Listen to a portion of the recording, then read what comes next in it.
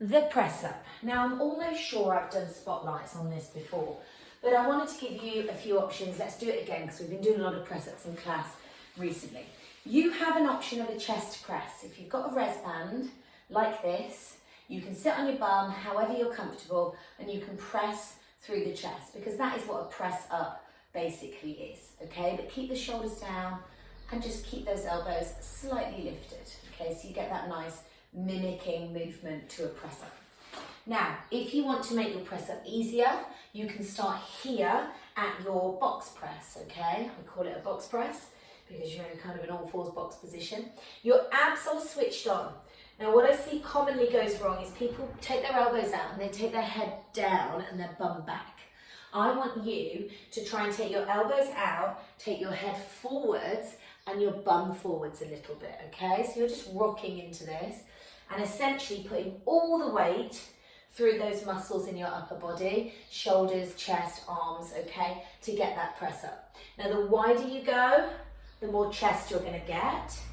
The narrower you go and the more elbows travel back, the more triceps you're gonna get on the backs of the arms, okay? Now, if you want to make this harder, 3/4, so your abs are on. You're not just letting your hips fall. I want your abs on so you're a bit lifted. You're going to very gently come down and up. And if you want triceps like I'm doing now, elbows are back and up. They're always nice to target, aren't they? Those triceps, backs of those arms and up. But we're not letting those hips fall through.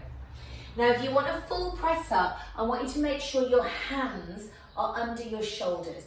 If they're too far above your head as you're starting to press, you're going to really pull into these shoulder joints and possibly cause yourself a bit of an injury around your rotator cuffs. So just make sure you're comfortable enough to hold the plank first and then to bend those elbows in alignment, okay?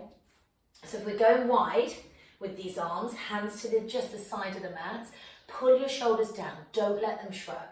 You're coming all the way down and then you're pushing, keeping those abs switched on. So don't let those hips fall through. So elbows are wide, down as far as you can, and then pushing all the way up. So what we don't want to see is hands being too high.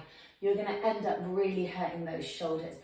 If you are at home doing this and you want to work into a full press up, do it against your sofa.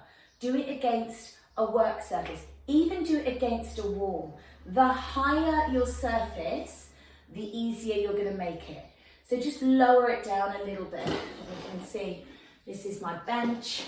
So if, for example, I was to do it against a bench, I would be coming down with my chest to the bench and back up. It's not the best angle, but you get the picture, okay? So it makes it a little bit easier if you lift towards a wall or if you just lift a little bit higher towards a sofa or a surface, okay?